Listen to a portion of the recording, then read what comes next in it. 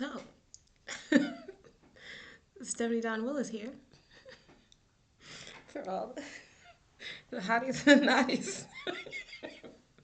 Continuing in my read, these WPA narratives about Oak Molly from page 43. Census figures revealed the county's population at 55,072 in 1920. Okmulgee figures were set at 17,340. Population of Henrietta at 5,889. That of Beggs at 2,372. Morris at 1,926. And Dewars at 1,558. It was a political year. On October 1st, crowds of Democrats visited Tulsa to hear James Cox, Democratic candidate for president. Theodore Roosevelt Jr. addressed a 3,000-person crowd for Miss Alice Robertson, Republican candidate, for representative from the 2nd Congressional District, opposed to Reverend W. W. Hastings. Miss Robertson carried the county and district. The county voted 4,707 for Warren G. Harding to 3,933 for Cox, and supported J. W. Harold, Republican, against Scott Ferris, Democrat, in the senatorial election, which the former won. In a city election, Orlando Swain was named Commissioner of Public Safety, ex officio mayor over Harwood Keaton by a 1,286 to 1,152 vote. 1921 opened in Okmulgee County with a rally of Creeks, said by rival factions to be strictly Republicans, who named George W. Hill to succeed Wash Grayson, deceased, as principal chief. Meeting January 11th, they gathered at the council house for their first convention in 7 years.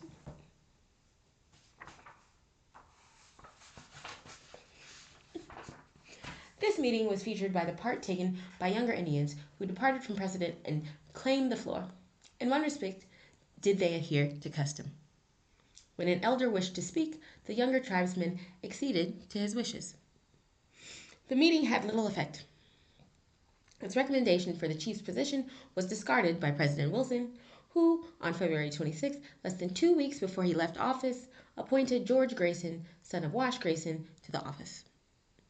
The interest in paved roads began to take material form. Bonds amounting to approximately $800,000 for paving had been voted in 1918, and surveys for roads from Beggs through Okmulgee to Henrietta and from Okmulgee to Morris were completed. On October 2nd, after a Chamber of Commerce drive, orange and white markers for the Cotton Belt Highway were displayed here. The route ran from Tulsa through Okmulgee and Henrietta to Dallas. It traversed only dirt roads in Okmulgee County. Paved roads from Beggs to Henrietta and from Okmulgee to Morris were completed late in 1922. Lon Kuhn, that's Kuhn, Okmulgee County Sheriff, was ousted from office November 13, 1921. He was found guilty of misconduct in office, or specifically of permitting a friend to run a still. Frank Sowers was named Kuhn's successor.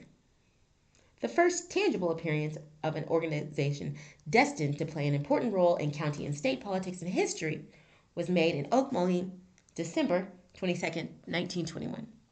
That's 10 years after the Tulsa massacre. White-robed Ku Klux Klansmen solemnly appeared in the Church of the Redeemer, Episcopal, on that date and handed the pastor, Reverend John Granger, a letter of warning to all law violators and $500 in cash for the Red Cross. Reverend Granger was the Red Cross unit president. Paving also increased in Okmulgee during 1921. 70 blocks were surfaced at $459,000 cost. On January 10, 1922, another Okmulgee officer was slain in a gun battle with bandits. He was Captain Homer Spaulding. Captain Spaulding and 2 brother officers scouting the city met with a party of 3 men repairing a car. Officers found burglar tools in the other automobile and attempted to arrest the suspects. The latter put up battle. One of the gang, James Sexton, was slain. The other two, Frank Hadley and Ed Lansing, were arrested and subsequently sentenced to long terms. Spaulding lingered for 9 days before dying. Okmulgee's Bank of Commerce failed early in the year, though there is marking that crosses out early in the year and replaces it with November 31st, 1921. And from it arose investigations and accusations that settled on planes as high as the governor's office. It was rumored that Governor J.B.A. Robertson would be indicted. The governor, here, March 4th, engaged in a short fist battle with J.G. Lyons. This is all true, though. Completely true. Lyons was introduced to Robertson. The former declared he had no wish to meet the governor. Hot words followed, and blows were struck before the men were separated. Robertson was indicted by an Okmulgee County grand jury March 22nd on a charge of accepting part of a $25,000 bribe to permit operation of the bank after it was known to be insolvent. He was arrested but immediately released. His case was transferred to an Ada court upon a plea for a change of venue and there dismissed within a few months. The cornerstone of Okmulgee's Public Library, this very building, at 8th Street and Okmulgee Avenue, was laid March 31st, 1922. It was completed January 28th, 1923, and opened with 12,000 volumes. In March, the Okmulgee Oil District, which also included Okfuskee County, reached its highest production up to that time. There were 4,782 wells, producing 75,281 barrels daily. Klan trouble in the fall of 1923 assumed threatening proportions. A Morris editor was charged with libel concerning oaths allegedly run on the front page of his paper and attributed to the Klan and Knights of Columbus. It was charged that the latter organization was injured. Okmulgee County was described as 2 hostile camps. The Klan's reputation suffered by frequent floggings. At Beggs, in September 1922, masked men raided a hotel there, carried out the furniture, and burned it after inviting the citizens to the spectacle. Death invaded the situation October 30th, 1922, when 2 men were fatally wounded near Henrietta during a pistol battle.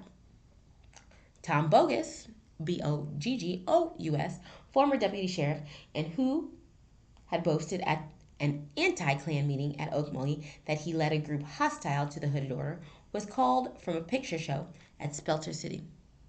Outside, 4 men, all in black stocking masks, awaited him. He stared and turned to re-enter the show, but was struck down by one of the quartet. Bogus fired at his assailants, slaying one of them, Roscoe Atkins. The survivors fired at Bogus, causing wounds which ended in his death several days later. Homer Pennequin and George Frew were charged with the Bogus slaying. Both were released at their preliminary hearings. Jack Walton, Democratic candidate for governor, won the state and carried Henrietta in his race against Republican John Fields. But Okmulgee and the county were carried by Fields 6,482 to 5,640.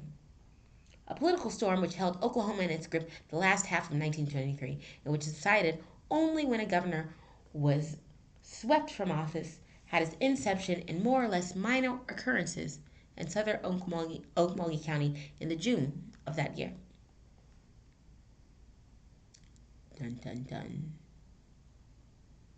Don't you want to know more? Stay tuned.